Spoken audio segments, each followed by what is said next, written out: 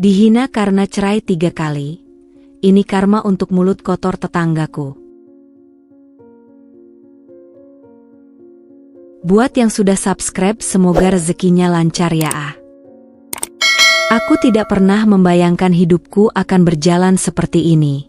Aku menikah 3 kali, dan 3 kali pula pernikahanku berakhir dengan perceraian. Orang-orang mungkin berpikir aku adalah perempuan yang gagal, perempuan yang tidak bisa mempertahankan rumah tangga, perempuan yang mudah menyerah. Namun, mereka tidak tahu luka yang kutanggung, air mata yang kutahan, dan keputusan sulit yang harus kuambil demi anak-anakku. Pernikahan pertamaku terjadi saat aku masih sangat muda. Aku jatuh cinta pada seorang pria yang tampak penuh kasih sayang, tetapi semua itu hanyalah ilusi. Setelah menikah, aku menyadari bahwa ia adalah seorang pemabuk. Malam-malamku diisi dengan bau alkohol yang menyengat, piring yang pecah karena amarahnya yang tak terkendali, dan tangisan diam-diam yang kutahan di sudut kamar.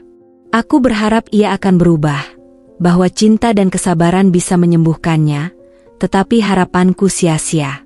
Aku bertahan selama 5 tahun, mencoba memperbaiki segalanya. Tetapi setiap kali aku melihat anakku menangis ketakutan, aku sadar bahwa aku tidak bisa membiarkan mereka tumbuh dalam lingkungan seperti itu. Aku memilih pergi. Pernikahan keduaku seolah memberiku harapan baru. Aku berpikir bahwa aku telah belajar dari kesalahan, bahwa kali ini aku memilih pria yang lebih baik. Pada awalnya, semuanya tampak sempurna. Ia penuh perhatian, penyayang, dan bertanggung jawab. Namun, setelah beberapa bulan menikah, sisi lain dari dirinya mulai muncul. Ia mudah marah, dan kemarahannya bukan sekadar kata-kata tajam, melainkan pukulan yang membekas di tubuhku. Aku mencoba membela diri, tetapi ia semakin kasar. Aku ingat suatu malam ketika aku terluka parah, karena dorongannya yang begitu kuat, hingga aku terjatuh mengenai meja. Saat itu aku sadar, aku harus pergi sebelum nyawaku sendiri terancam. Aku tidak ingin anak-anakku melihat ibunya terus-menerus disakiti. Pernikahan ketigaku adalah yang paling menghancurkan hatiku. Aku menikah dengan pria yang kupikir benar-benar mencintaiku. Aku merasa dihargai, dicintai, dan dimengerti. Namun, di balik senyum manisnya, ia menyimpan kebohongan. Suatu hari, aku menemukan pesan-pesan mesra di ponselnya. Awalnya, aku mencoba meyakinkan diriku bahwa mungkin itu hanya kesalahpahaman, tetapi bukti demi bukti mulai muncul. Aku bahkan pernah melihatnya bergandengan tangan dengan wanita lain di sebuah restoran. Ketika aku mengonfrontasinya, ia hanya tertawa dan berkata, "Kau terlalu banyak berpikir." Aku tahu itu adalah kebohongan. Aku tahu aku tidak bisa hidup dengan pria yang tidak setia.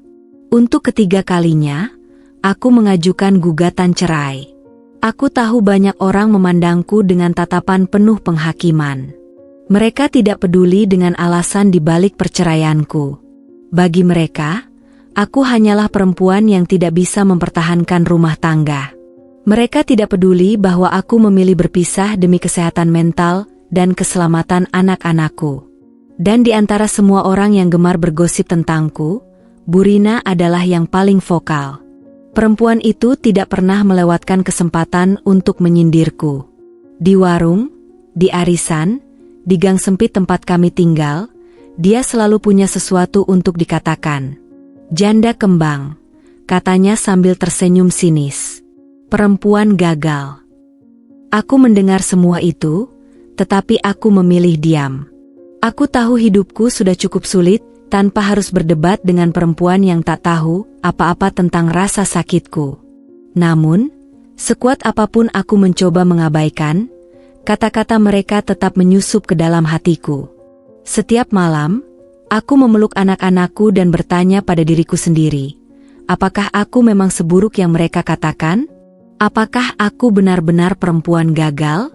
Tapi setiap kali aku melihat anak-anakku tidur dengan tenang, aku tahu bahwa aku telah mengambil keputusan yang benar. Aku bukan perempuan gagal. Aku adalah perempuan yang berani berjuang untuk hidup yang lebih baik. Gosip itu seperti angin, berhembus tanpa bisa dicegah, menyelinap ke setiap celah rumah dan telinga yang mendengarnya. Aku tahu sejak awal bahwa perceraian, apalagi sampai 3 kali, akan menjadi bahan perbincangan. Tapi aku tak pernah menyangka bahwa Bu Rina akan menjadi orang yang paling bersemangat menyebarkannya. Perempuan itu seolah menikmati setiap detik membicarakanku. Seakan hidupnya sendiri terlalu membosankan tanpa menertawakan kesusahan orang lain. Awalnya, gosip itu hanya berupa bisikan lirih di sudut gang. Ketika aku berjalan ke warung, para ibu-ibu yang sedang duduk di bangku panjang berhenti bicara sejenak, lalu saling pandang dan cekikikan pelan setelah aku lewat. Aku pura-pura tidak melihat. Aku pura-pura tak mendengar gumaman mereka. Sudah 3 kali cerai, pasti ada yang salah dengannya. Tapi berpura-pura tak tahu tidak membuat sakit hati ini berkurang. Kata-kata mereka seperti jarum kecil yang menusuk perlahan. Tidak cukup dalam untuk membunuhku, tapi cukup tajam untuk membuat luka yang terus menganga. Namun, Bu Rina tidak puas hanya dengan bisikan. Ia ingin kata-katanya terdengar, ingin menusukku lebih dalam. Ia mulai berbicara lebih keras, memastikan aku mendengar setiap sindiran yang ia ucapkan. Suatu pagi, saat aku sedang membeli sayur di warung Embok Siti, ia dengan suara lantang berkata, "Zaman sekarang perempuan harus pintar menjaga rumah tangga. Kalau sampai 3 kali cerai, ya pasti masalahnya di perempuan itu sendiri." Matanya melirik ke arahku, senyumnya sinis, dan tangannya sibuk memilih cabai merah di atas tampah. Aku diam. Bukan karena aku tidak ingin membalas, tetapi karena aku tahu meladeni orang seperti Bu Rina hanya akan membuat gosip semakin panas. Aku menggenggam kantong belanjaanku erat-erat, menahan keinginan untuk mengatakan sesuatu. Aku melangkah pergi, tapi aku bisa merasakan tatapan puasnya di punggungku, seolah ia baru saja memenangkan sebuah pertarungan yang bahkan tak pernah kumulai. Tapi itu belum seberapa. Yang lebih menyakitkan adalah saat anak-anakku mulai mendengar bisikan itu.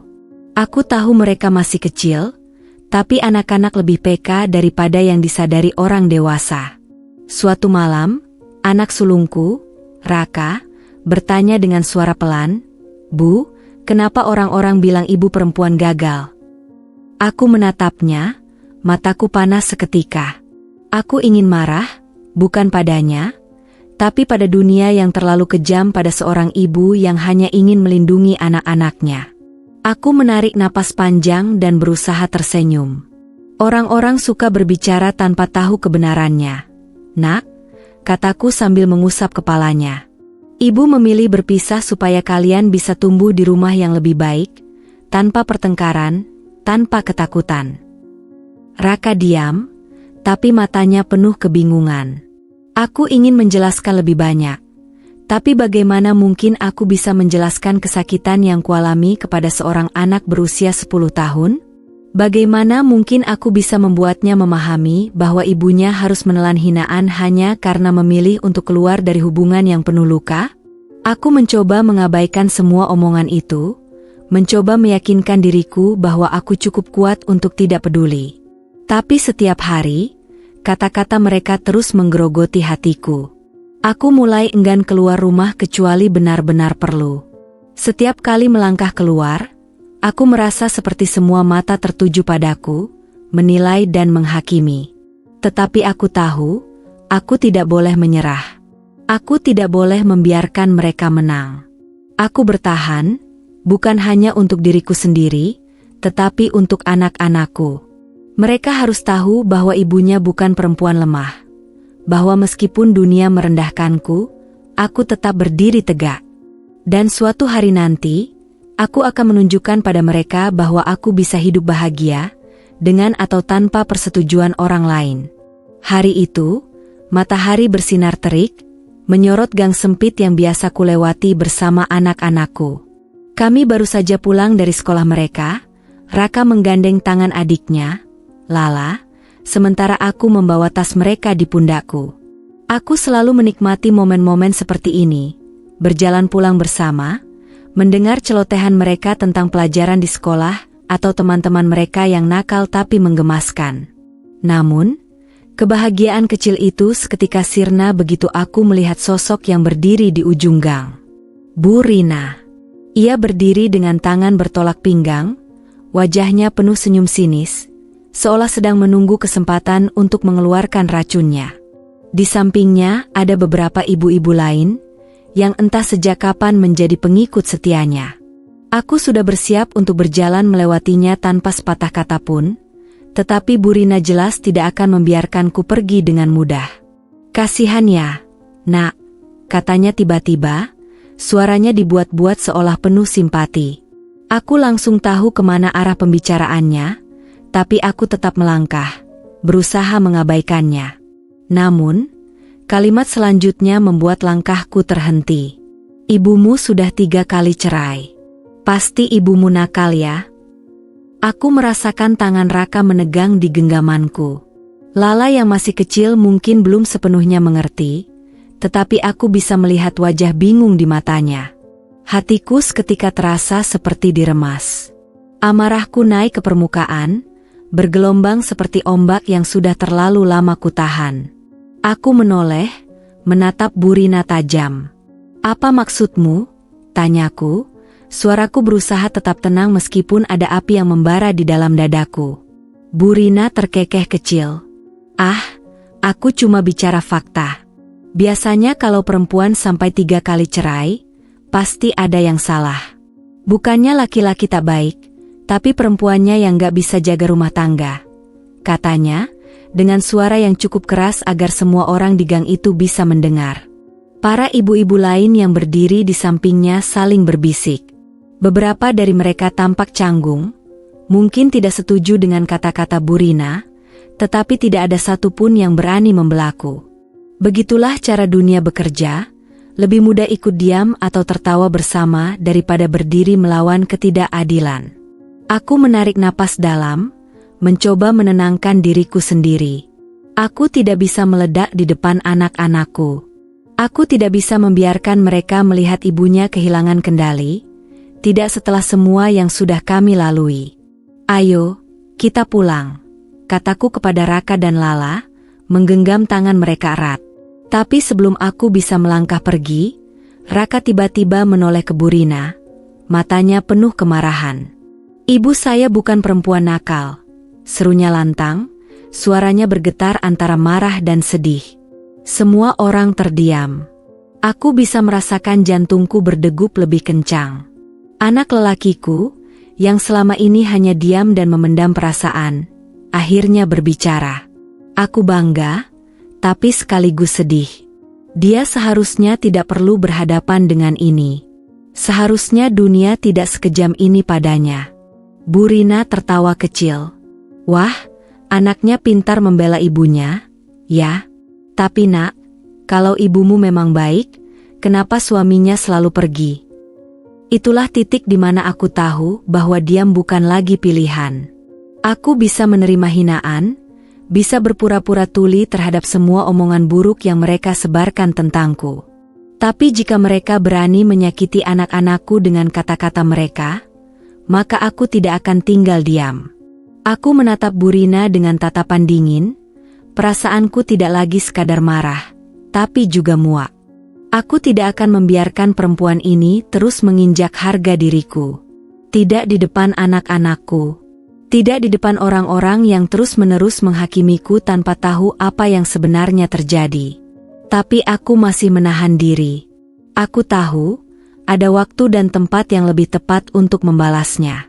Jadi, tanpa mengatakan apa-apa lagi, aku meraih tangan anak-anakku dan melangkah pergi, meninggalkan tatapan puas Bu Rina di belakangku.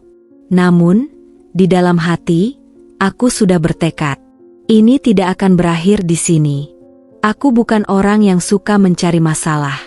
Seumur hidupku, aku lebih memilih menghindari konflik daripada harus terlibat dalam perdebatan yang tidak perlu. Aku sudah cukup lelah menghadapi kenyataan hidup yang tidak selalu berpihak padaku. Namun, semua orang punya batas kesabaran.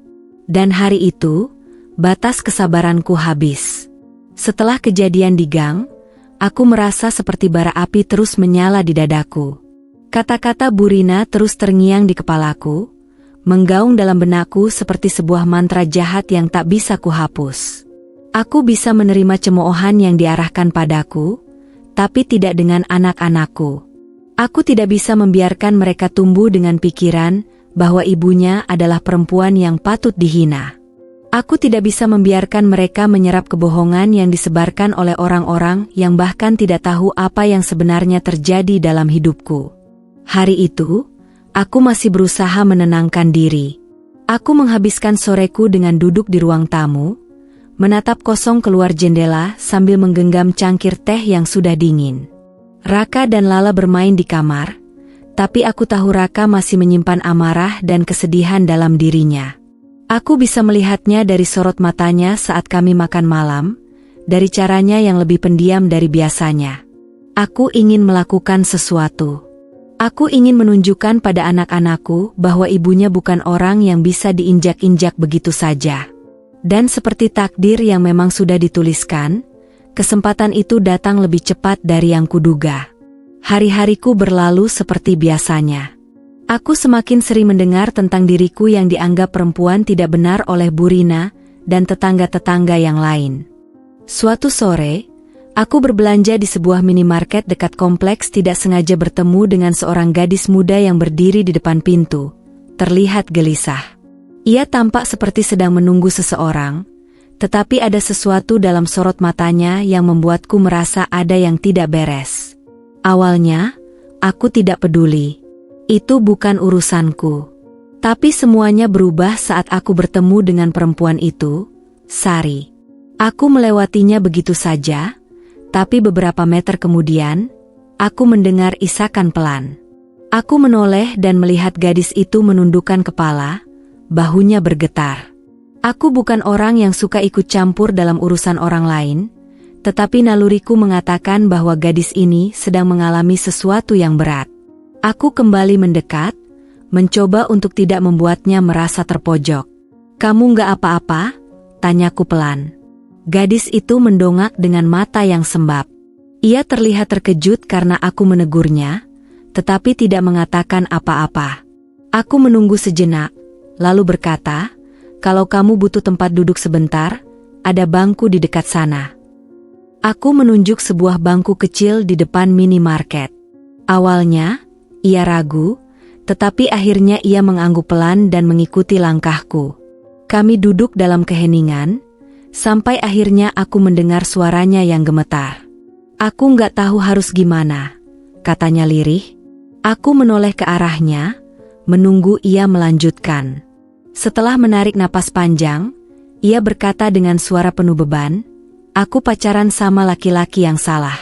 Aku kira dia bujangan, ternyata dia sudah punya istri."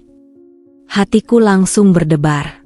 Aku tahu kemana arah pembicaraan ini. "Siapa dia?" tanyaku hati-hati.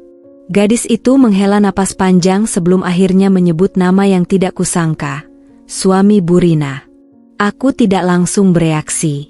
Aku hanya menatapnya, membiarkan informasi itu meresap dalam pikiranku. Selama ini aku belum pernah mendengar gosip tentang perselingkuhan itu.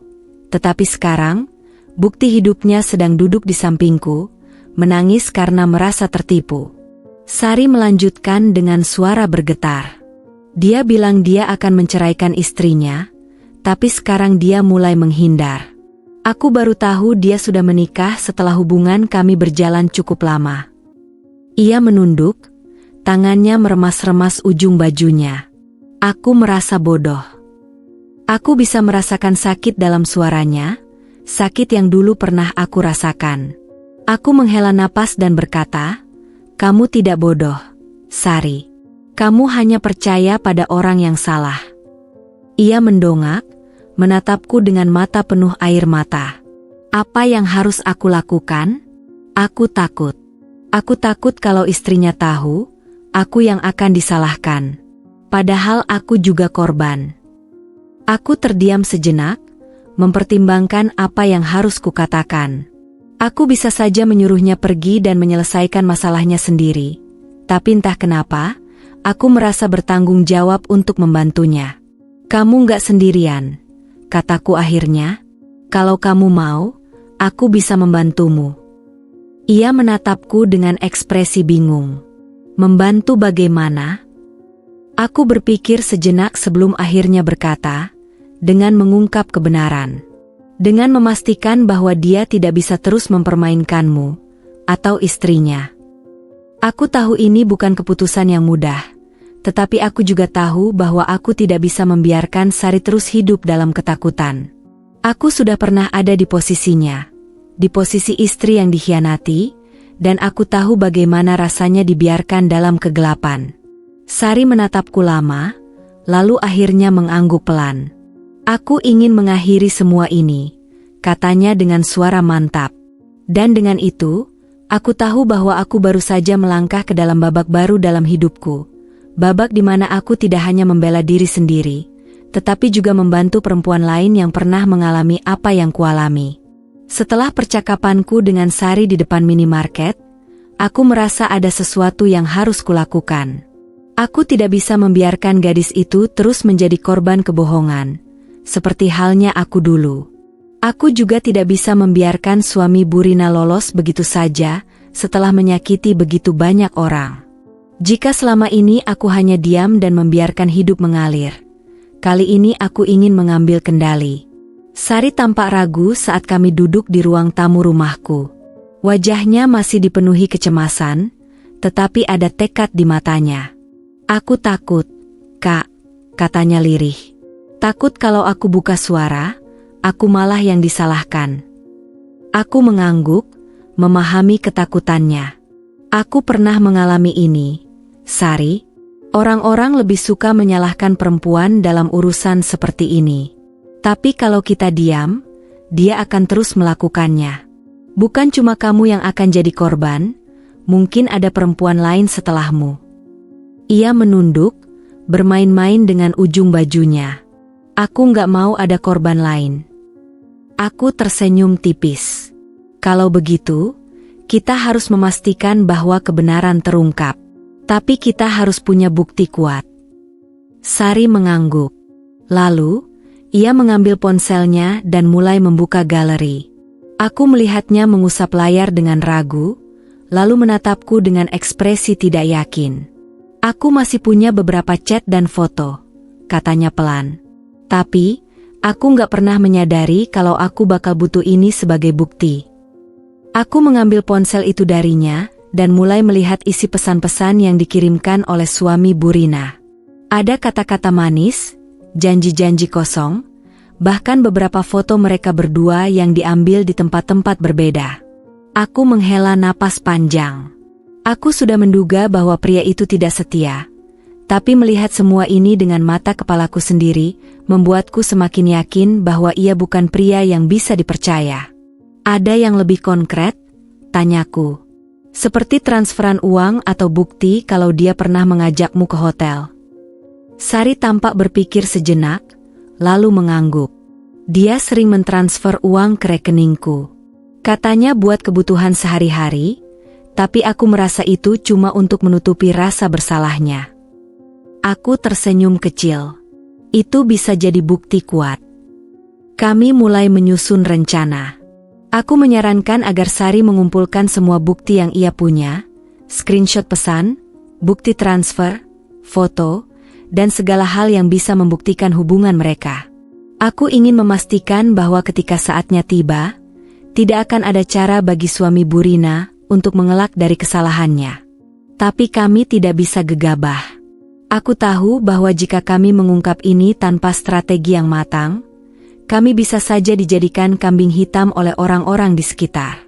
Aku pernah melihat bagaimana masyarakat lebih suka menyalahkan perempuan, tanpa peduli siapa yang sebenarnya salah. Kita harus melakukannya dengan hati-hati, kataku pada Sari. Kita tidak bisa langsung menuduhnya di depan umum. Kita butuh momen yang tepat. Sari mengangguk. Jadi kita harus menunggu. Aku tersenyum. Bukan hanya menunggu. Kita akan menciptakan momen itu. Kami mulai memikirkan cara terbaik untuk mengungkap semua ini. Aku tahu bahwa Burina sering mengadakan arisan di rumahnya setiap bulan. Itu adalah saat di mana banyak tetangga berkumpul, dan biasanya, ia akan berusaha menunjukkan betapa sempurna kehidupannya. Aku berpikir, bagaimana jika di tengah arisan itu, kebenaran terungkap? Aku menatap Sari. Kamu berani menghadapi dia langsung? Tanyaku. Ia menelan ludah, tetapi akhirnya mengangguk. Kalau ini bisa membuat dia sadar, aku siap. Aku tersenyum puas. Aku tahu ini bukan sekadar tentang membalas dendam atau mempermalukan seseorang. Ini adalah tentang keadilan, tentang memastikan bahwa tidak ada lagi korban dari kebohongan laki-laki seperti suami Bu Rina. Kami tidak menyadari bahwa malam itu, kami telah memulai sesuatu yang akan mengubah segalanya. Keesokan harinya, aku pergi ke warung Embok Siti untuk membeli beberapa bahan makanan yang kemarin terlupakan saat di minimarket. Aku berharap bisa melewati hari itu dengan tenang, tapi rupanya semesta punya rencana lain. Di sana, tepat di depan warung, berdiri Bu Rina bersama beberapa ibu-ibu lainnya. Wajahnya masih penuh dengan ekspresi puas, seperti seseorang yang baru saja memenangkan suatu permainan. Aku berusaha tetap tenang, berusaha melewati mereka tanpa menanggapi. Tapi sekali lagi, Bu Rina tak bisa menahan dirinya untuk membuka mulutnya yang berbisa. Ada janda kembang, katanya dengan suara yang dibuat-buat, cukup keras agar semua orang bisa mendengar. Beberapa ibu lain menahan tawa, tapi aku bisa melihat ada beberapa yang tampak tidak nyaman dengan ucapan itu. Aku berhenti. Kali ini, aku tidak akan pergi begitu saja. Aku menatapnya tajam, lalu mendekatinya perlahan. Bu Rina, kataku dengan suara tenang, tapi penuh ketegasan. Aku sudah cukup lama diam. Aku sudah cukup lama membiarkan kamu bicara sesukamu tentang hidupku. Tapi sekarang, aku ingin bertanya sesuatu. Wajahnya sedikit berubah, mungkin tidak menyangka aku akan menanggapinya secara langsung. Namun, ia tetap memasang ekspresi angkuhnya. Tanya apa? Katanya, menyilangkan tangan di dadanya. Aku tersenyum tipis. Kamu selalu bicara tentang bagaimana perempuan harus mempertahankan rumah tangga. Bagaimana aku perempuan gagal karena memilih cerai. Tapi aku heran, kenapa kamu tidak pernah bicara tentang suamimu sendiri? Bu Rina tampak terkejut, tapi hanya sedetik. Ia cepat-cepat kembali memasang ekspresi percaya diri. Apa maksudmu? Tanyanya dengan nada menantang. Namun aku hanya diam. Tidak ingin membocorkan semuanya saat emosi sesaat. Aku menunggu waktu yang tepat untuk melepaskannya. Semua orang di sekitar kami terdiam. Suasana yang tadinya penuh dengan gumaman dan tawa berubah menjadi keheningan yang menegangkan. Aku bisa melihat wajah Bu Rina memucat, tangannya yang tadi terlihat santai kini sedikit gemetar. Hari arisan akhirnya tiba. Sejak pagi, aku bisa merasakan udara di lingkungan kami sedikit berbeda. Para ibu-ibu tetangga terlihat bersemangat, mengenakan pakaian terbaik mereka, membawa kue atau makanan kecil untuk dibagikan di rumah Bu Rina. Aku tahu bagi mereka, acara seperti ini bukan hanya sekadar pertemuan biasa, melainkan kesempatan untuk bersosialisasi, berbagi gosip, dan tentu saja, memamerkan kehidupan masing-masing. Aku melirik Sari yang duduk di ruang tamu rumahku. Wajahnya pucat, jemarinya terus-menerus meremas sudut jilbabnya. Kamu yakin mau melakukan ini? Tanyaku sekali lagi. Ia menarik napas panjang sebelum mengangguk. Aku nggak bisa terus-terusan sembunyi, Kak. Aku juga ingin melanjutkan hidupku tanpa dihantui oleh ini semua. Aku tersenyum, bangga dengan keberaniannya. Kamu nggak sendiri, kita akan hadapi ini bersama. Ketika kami tiba di rumah Bu Rina, suasana di dalam sudah ramai. Para ibu-ibu duduk melingkar di ruang tamu, berbincang dengan riuh. Wangi teh dan kue-kue basah memenuhi udara. Bu Rina sendiri tampak anggun dengan kebaya modernnya, menyambut tamu-tamu dengan senyum yang dibuat-buat. Aku bisa melihat bagaimana ia berusaha menjaga wibawanya, mencoba menutupi kehancuran yang perlahan-lahan mulai terlihat di matanya. Aku dan Sari duduk di salah satu sudut ruangan. Aku bisa merasakan tangan Sari sedikit gemetar di pangkuannya. Aku menepuk pundaknya pelan, memberinya keberanian. Kami sudah menyusun rencana. Aku akan memancing perhatian, dan Sari akan memainkan peran terakhir. Ketika acara mulai berjalan, aku berbasa-basi seperti biasa, mengikuti pembicaraan ringan tentang harga sembako yang naik dan anak-anak yang mulai sekolah lagi. Tapi kemudian, aku mengangkat cangkir teh dan berkata dengan suara santai, "Oh ya, Bu Rina, aku dengar suamimu sering pergi keluar kota ya?" Ruangan mendadak sunyi. Bu Rina tersenyum kecil, tetapi ada ketegangan di matanya. "Iya, memang sering dinas. Namanya juga kerja, harus tanggung jawab, kan?" Aku mengangguk pura-pura setuju. "Betul, betul. Tapi kok aneh ya, ada yang pernah lihat beliau di hotel, bukan di tempat kerja." Beberapa ibu-ibu mulai saling pandang. Bisik-bisik kecil terdengar. Aku bisa melihat bagaimana wajah Bu Rina mulai menegang. "Ah, gosip itu banyak, Mbak," katanya dengan nada tawa yang dipaksakan. "Kadang orang suka salah lihat." Aku mengangkat alis. "Oh, tapi ini bukan sekadar gosip." Dengan gerakan santai, aku merogoh tas kecilku dan mengeluarkan beberapa lembar kertas yang sudah aku siapkan sebelumnya. Screenshot chat mesra suaminya dengan Sari, bukti transfer, serta foto-foto mereka di beberapa tempat berbeda. Aku meletakkannya di atas meja. Mata Bu Rina membelalak. Para tetangga langsung berebut melihat bukti-bukti itu. Beberapa dari mereka menutup mulut, terkejut. "Astaga, ini beneran suami Bu Rina?" Seorang ibu berbisik. "Ini kan di hotel mewah. Bukannya bilangnya keluar kota buat kerja?" Bu Rina menegang di tempatnya. Tangannya mencengkeram kain kebayanya dengan erat. Aku bisa melihat wajahnya memucat, tetapi ia masih berusaha mempertahankan sikapnya. "Kalian percaya begitu saja? Ini bisa saja editan. Sekarang banyak orang jahat yang mau menjatuhkan orang lain," katanya dengan suara tinggi, mencoba menyangkal. Aku menatapnya dengan tenang.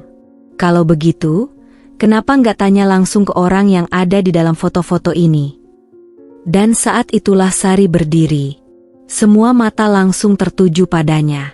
Ia menelan ludah, tetapi suaranya tetap tegas ketika berkata, "Saya tidak ingin menyakiti siapapun. Tapi saya juga tidak ingin terus dipermainkan. Saya pikir dia pria baik. Saya pikir dia akan menikahi saya. Saya tidak tahu kalau dia sudah beristri." Keheningan menyelimuti ruangan. Tidak ada lagi bisikan, tidak ada lagi suara gelak tawa. Bu Rina menatap Sari dengan ekspresi yang sulit diartikan, antara marah, kecewa, dan mungkin juga sakit hati. Aku bisa melihat bagaimana ia berusaha menelan kenyataan pahit yang selama ini ia tolak untuk percaya. Suasana menjadi sangat canggung. Beberapa ibu mulai bergumam pelan, dan aku tahu apa yang akan terjadi selanjutnya. Gosip akan menyebar lebih cepat daripada api yang membakar rumput kering. Bu Rina yang selama ini selalu merasa berada di atas, kini berada di posisi yang paling rentan. Ia tiba-tiba berdiri, wajahnya merah padam. Tanpa mengatakan apapun, ia berbalik dan berjalan cepat ke dalam rumahnya, meninggalkan kami semua yang masih duduk dalam keheningan. Aku menatap Sari yang masih berdiri di tempatnya. Aku tahu ini bukan hal yang mudah baginya, tetapi aku bisa melihat kelegaan di wajahnya. Untuk pertama kalinya setelah sekian lama, ia bisa bernapas tanpa dihantui rasa takut. Aku menyesap teh yang sudah mulai dingin di depanku. Aku tahu ini bukan akhir, tetapi ini adalah awal dari sesuatu yang baru. Aku tidak merasa senang karena Bu Rina akhirnya merasakan sakit yang pernah ia timpakan padaku. Aku hanya merasa bahwa hari ini, kebenaran telah menemukan jalannya sendiri. Setelah kejadian di arisan, rumah Bu Rina mendadak sepi.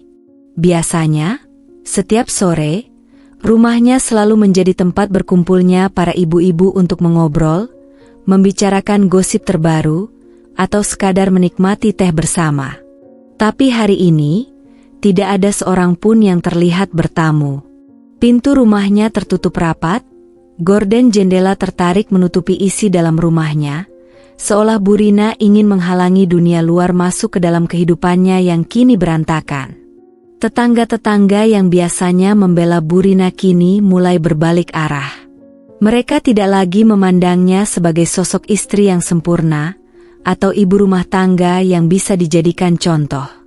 Sebaliknya, mereka mulai membicarakannya dengan suara pelan, menggelengkan kepala setiap kali nama Bu Rina disebutkan.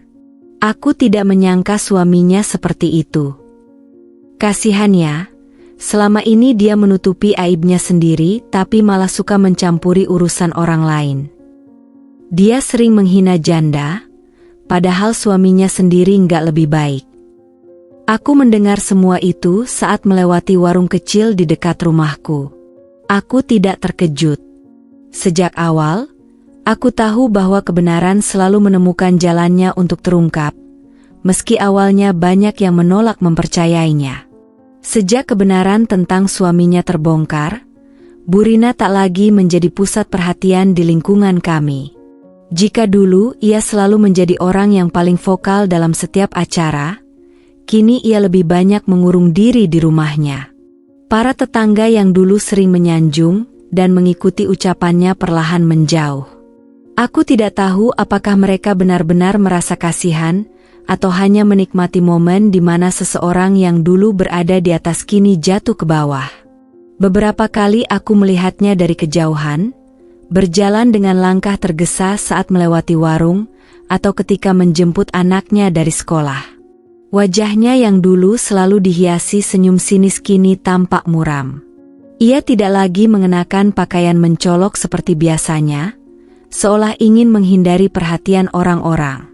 Aku tidak bisa menahan diri untuk berpikir bahwa ini adalah bagian dari karmanya.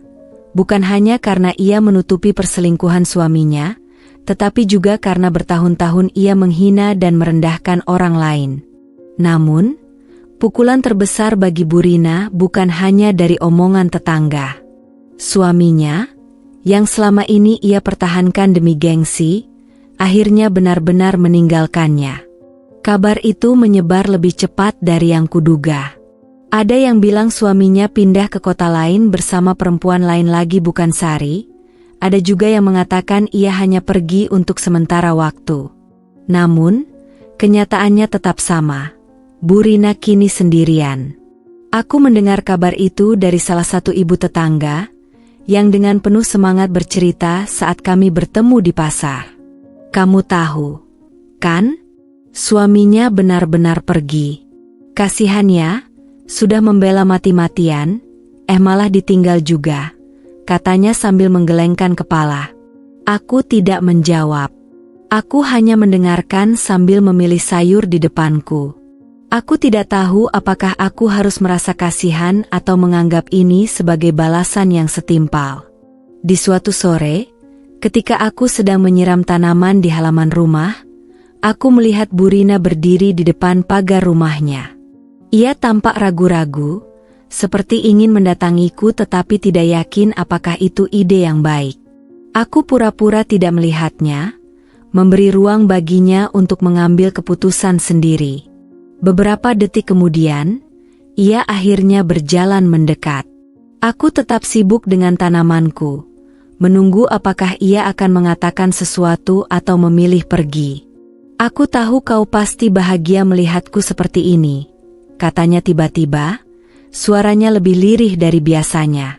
Aku mengangkat wajah dan menatapnya. Ia tampak jauh berbeda dari wanita yang dulu selalu berdiri dengan percaya diri di tengah arisan. Matanya cekung, tubuhnya sedikit lebih kurus. Aku tidak pernah bahagia melihat orang lain menderita, jawabku pelan. Bu Rina terdiam. Sepertinya ia tidak menyangka aku akan menjawab seperti itu. Mungkin ia mengira aku akan menghina balik, atau mengolok-oloknya seperti yang sering ia lakukan padaku dulu. Tapi aku tidak berniat melakukan itu. Aku hanya ingin kau tahu, lanjutku, bahwa hidup ini memang selalu berputar. Kadang kita di atas, kadang di bawah. Cara kita memperlakukan orang lain saat kita di atas akan menentukan bagaimana orang memperlakukan kita saat kita jatuh. Ia menunduk, menatap kakinya sendiri. Aku dulu terlalu angkuh. Ya, gumamnya. Aku tidak menjawab. Aku hanya menunggu ia melanjutkan. Aku pikir dengan menjaga gengsi, aku bisa mempertahankan harga diriku. Aku pikir dengan merendahkan orang lain, aku bisa merasa lebih baik tentang diriku sendiri. Tapi sekarang, aku menyadari betapa bodohnya aku, katanya dengan suara getir. Aku menatapnya lama. Untuk pertama kalinya, aku melihat Burina tanpa topeng kesombongan dan kebanggaannya yang semu. Ia hanyalah seorang wanita yang terluka, yang mencoba bertahan di dunia yang tidak selalu adil terhadapnya. Apa kamu akan membenciku selamanya? Tanyanya lirih. Aku menggeleng. Aku tidak pernah membencimu. Aku hanya ingin kau menyadari apa yang kau lakukan dulu. Hidupku sudah cukup sulit tanpa harus membenci seseorang. Burina menghela napas panjang. Aku tidak tahu bagaimana aku harus menghadapi semua ini. Rasanya semua yang aku bangun selama ini hancur begitu saja. Aku tersenyum tipis. Kadang kehancuran adalah awal dari sesuatu yang lebih baik. Ia menatapku lama, lalu mengangguk pelan. Aku bisa melihat air mata menggenang di matanya, tetapi ia menahannya. Tanpa berkata apa-apa lagi, ia berbalik dan berjalan kembali ke rumahnya. Aku menghela napas dan kembali menyiram tanaman. Aku tidak tahu apakah Burina benar-benar akan berubah, tetapi satu hal yang pasti, karma telah bekerja dengan caranya sendiri, dan aku tidak perlu melakukan apapun untuk membuatnya terjadi. Sejak kebenaran tentang Burina dan suaminya terungkap, hidupku perlahan kembali tenang. Tidak ada lagi tatapan merendahkan atau bisikan tajam saat aku melewati jalan kecil di depan rumah. Aku tidak lagi harus berjalan dengan kepala tertunduk, menahan diri agar tidak terpancing oleh kata-kata menyakitkan. Aku merasa seolah sebuah beban besar telah terangkat dari pundakku. Namun, lebih dari sekadar ketenangan, aku merasakan sesuatu yang belum pernah benar-benar kurasakan selama ini, kebebasan. Aku tidak lagi terikat pada pandangan orang lain tentang hidupku. Aku tidak lagi peduli apakah mereka menganggapku sebagai wanita gagal, atau sebagai ibu yang tidak mampu mempertahankan pernikahan. Aku tahu bahwa apa yang kulakukan adalah keputusan terbaik untukku dan anak-anakku, dan itu sudah cukup. Anak-anakku juga terlihat lebih bahagia. Mereka tidak lagi harus menanggung hinaan dari teman-temannya yang mendengar omongan buruk tentang ibunya. Aku melihat bagaimana mereka mulai berani berbicara tentang impian mereka, tanpa rasa takut atau malu. Mereka tahu bahwa aku akan selalu ada untuk mereka, bahwa aku akan selalu memilih kebahagiaan mereka di atas segalanya. Suatu malam, ketika aku sedang menemani anak bungsuku belajar, ia tiba-tiba mengangkat wajahnya dan menatapku dengan serius. "Ibu," katanya pelan. Aku menoleh, tersenyum. "Ya, nak? Aku bangga sama ibu." Jantungku seakan berhenti berdetak sejenak. Kata-kata sederhana itu begitu dalam maknanya. Aku menatap wajah kecilnya yang polos, penuh ketulusan. Aku menelan ludah, mencoba menahan air mata yang tiba-tiba ingin jatuh. "Kenapa kamu bilang begitu?" tanyaku dengan suara yang sedikit bergetar. "Karena ibu kuat," jawabnya. "Ibu nggak pernah menyerah, walaupun banyak orang jahat yang ngomongin ibu. Aku pengen jadi seperti ibu." Aku tidak bisa lagi menahan air mataku. Aku menariknya ke dalam pelukan, mencium puncak kepalanya dengan penuh kasih. Kata-kata itu lebih berharga dari apapun di dunia ini. Aku tidak butuh pengakuan dari orang lain, karena pengakuan dari anak-anakku sudah cukup untuk membuatku merasa berarti. Malam itu, aku duduk di teras rumah setelah anak-anak tidur. Aku menatap langit malam yang dipenuhi bintang, meresapi momen kebahagiaan yang akhirnya bisa kurasakan. Aku mengingat kembali perjalanan panjang yang telah kulewati, pernikahan yang kandas, hinaan dan penghakiman, perjuangan untuk membangun kembali hidupku. Aku tersenyum. Aku tidak menyesali apapun. Aku tahu masih banyak hal yang harus kujalani, masih banyak tantangan yang mungkin akan datang. Tapi kali ini, aku tidak lagi takut. Aku telah membuktikan pada diriku sendiri bahwa aku bisa melewati semuanya. Aku bukan perempuan gagal. Aku bukan perempuan lemah. Aku adalah perempuan yang memilih kebahagiaannya sendiri. Dan untuk pertama kalinya dalam waktu yang lama, aku merasa benar-benar hidup. Pagi itu, ketika aku sedang menyapu halaman, aku mendengar suara langkah kaki mendekat. Awalnya, aku mengira itu hanya tetangga yang lewat, tapi ketika aku mendongak, aku melihat sosok yang tak kusangka akan berdiri di hadapanku, Bu Rina. Ia berdiri dengan canggung di luar pagar rumahku, mengenakan pakaian sederhana yang berbeda dari biasanya. Tidak ada lagi baju mencolok atau riasan berlebihan di wajahnya. Wajahnya terlihat lelah, seakan ia telah menghabiskan malam tanpa tidur. Ada sesuatu dalam ekspresinya yang tidak pernah kulihat sebelumnya, kerendahan hati. Aku berhenti menyapu dan menatapnya, menunggu apakah ia akan berkata sesuatu atau justru berbalik pergi. Untuk beberapa detik, hanya ada keheningan di antara kami. Hingga akhirnya, dengan suara pelan, ia berkata, "Boleh aku bicara denganmu sebentar?" Aku tidak langsung menjawab. Aku tahu momen ini pasti sulit baginya, dan aku ingin melihat kejujuran dalam tatapannya sebelum aku memutuskan bagaimana harus merespons. Lalu, aku mengangguk pelan dan membuka pagar, memberi isyarat agar ia masuk. Kami duduk di bangku kayu kecil di teras rumahku. Aku bisa merasakan kegelisahan dalam sikapnya. Tangannya saling meremas di pangkuannya, bibirnya sedikit bergetar seperti ingin mengatakan sesuatu tetapi ragu. Ia menarik napas panjang sebelum melanjutkan. "Aku ingin meminta maaf." Kata-kata itu menggantung di udara. Aku bisa melihat betapa sulitnya baginya untuk mengucapkannya. Bu Rina, yang dulu selalu merasa lebih baik dari orang lain, kini duduk di hadapanku dengan ekspresi yang penuh penyesalan. Aku tetap diam, membiarkan ia melanjutkan. "Aku sudah banyak menyakitimu," katanya dengan suara serak. "Aku mengatakan hal-hal buruk tentangmu. Aku menghakimimu tanpa tahu apa yang sebenarnya terjadi dalam hidupmu. Aku pikir dengan merendahkanmu, aku bisa menutupi kelemahan dalam hidupku sendiri." Ia menundukkan kepala, menghela napas berat sebelum melanjutkan.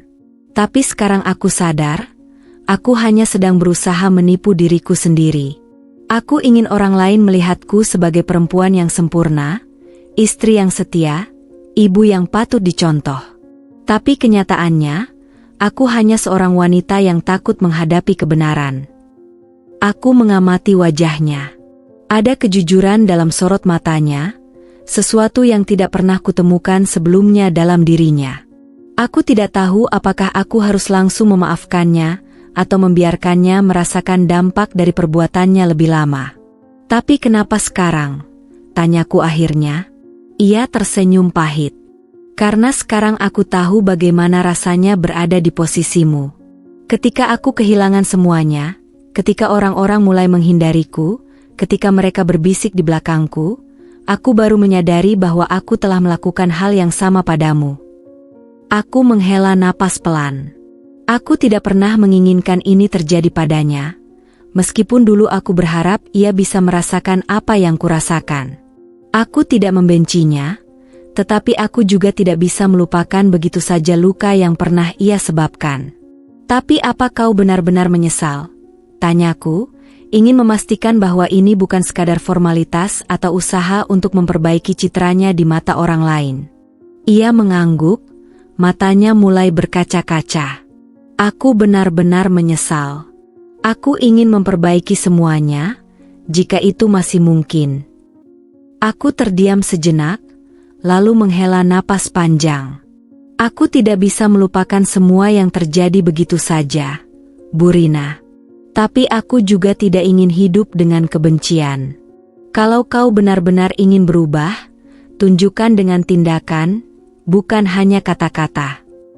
Ia mengangguk cepat, seakan lega mendengar jawabanku. Aku akan berusaha, katanya pelan. Kami duduk dalam keheningan selama beberapa saat, membiarkan angin pagi mengisi ruang di antara kami. Aku tidak tahu bagaimana hubungan kami akan berjalan setelah ini, tetapi setidaknya, hari ini, ada satu langkah kecil menuju perbaikan. Saat Bu Rina berdiri untuk pergi, ia menatapku dengan ekspresi yang berbeda dari sebelumnya. Tidak ada lagi kesombongan atau rasa lebih unggul. Hanya seorang wanita yang akhirnya mengakui kesalahannya. Terima kasih, katanya sebelum melangkah pergi. Aku menatap punggungnya yang perlahan menjauh. Mungkin, untuk pertama kalinya, Bu Rina benar-benar belajar tentang kehidupan. Hidup selalu berjalan maju, tidak peduli seberapa banyak luka yang pernah kita alami di masa lalu. Dulu, aku sering bertanya-tanya apakah aku akan pernah bisa melewati semua ini, apakah aku bisa tetap berdiri tegak setelah 3 pernikahanku berakhir dalam perceraian, setelah hinaan dan penghakiman datang bertubi-tubi. Namun sekarang, aku tak lagi mempertanyakan itu. Aku tahu jawabannya. Aku tidak hanya mampu bertahan, tapi aku juga mampu membangun kembali hidupku dengan lebih kuat, lebih tegar, dan lebih bahagia. Hari-hari berlalu dengan tenang. Tidak ada lagi bisikan tajam dari tetangga setiap kali aku keluar rumah. Tidak ada lagi tatapan meremehkan yang membuatku merasa kecil. Bahkan Bu Rina, yang dulu menjadi sumber gosip paling tajam, kini memilih untuk menjaga jarak, tidak lagi melontarkan komentar-komentar sinis seperti dulu. Aku tahu, sebagian besar orang mungkin hanya diam karena mereka takut jika suatu hari aib mereka sendiri terbongkar, tapi aku juga percaya bahwa ada sebagian yang benar-benar menyadari bahwa tidak ada gunanya menghakimi orang lain tanpa memahami kehidupan mereka sepenuhnya. Aku tidak pernah mencari validasi dari orang-orang di sekitarku. Kebahagiaanku tidak bergantung pada mereka, tidak ditentukan oleh apakah mereka memandangku dengan hormat atau tidak. Kebahagiaanku adalah tentang bagaimana aku melihat diriku sendiri. Dan untuk pertama kalinya dalam waktu yang lama, aku melihat seorang perempuan yang berani. Aku mulai lebih fokus pada kehidupanku dan anak-anakku. Aku ingin membuktikan kepada mereka bahwa ibu mereka bukanlah perempuan yang lemah. Aku ingin mereka tumbuh dengan keyakinan bahwa seorang wanita tidak harus bertahan dalam hubungan yang menyakiti hanya demi menjaga citra di mata orang lain. Aku ingin mereka tahu bahwa keberanian untuk pergi dari sesuatu yang tidak sehat bukanlah tanda kegagalan, melainkan tanda kekuatan. Suatu pagi, ketika aku sedang menyiapkan sarapan, anak sulungku menghampiriku dengan senyuman kecil di wajahnya. Ibu kelihatan lebih bahagia sekarang, katanya sambil menyeruput teh hangatnya. Aku menatapnya, sedikit terkejut dengan perhatiannya. Memangnya, ibu dulu terlihat tidak bahagia? Tanyaku sambil tersenyum. Ia mengangguk pelan. Dulu ibu selalu kelihatan capek, seperti sedang menahan sesuatu.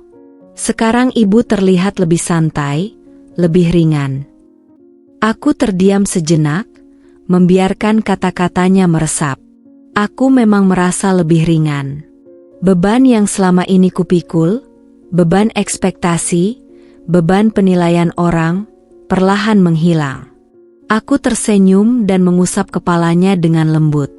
Karena sekarang ibu sudah tahu satu hal yang sangat penting, kataku. Apa itu? Tanyanya, menatapku dengan rasa ingin tahu. Aku menatap keluar jendela, melihat cahaya matahari pagi yang mulai menyinari halaman rumah. Aku menghirup napas dalam-dalam sebelum menjawab, bahwa ibu tidak perlu membuktikan apapun kepada siapapun. Ibu hanya perlu menjalani hidup dengan cara yang membuat ibu dan kalian bahagia. Ia tersenyum, lalu kembali menikmati sarapannya. Aku sendiri merasa tenang. Aku tidak lagi perlu melihat ke belakang dengan penyesalan atau kecemasan. Aku tidak lagi perlu bertanya-tanya apakah aku telah membuat keputusan yang salah. Aku telah melewati badai, dan aku masih berdiri di sini, lebih kuat dari sebelumnya. Hari-hariku kini bukan lagi tentang membuktikan sesuatu kepada dunia. Hari-hariku adalah tentang mencintai diriku sendiri, tentang membangun kehidupan yang layak untukku dan anak-anakku, tentang melangkah maju tanpa takut terhadap apa yang orang lain pikirkan. Aku bukan perempuan lemah. Aku bukan perempuan gagal. Aku adalah seorang perempuan yang telah memilih kebahagiaannya sendiri. Dan itu sudah cukup.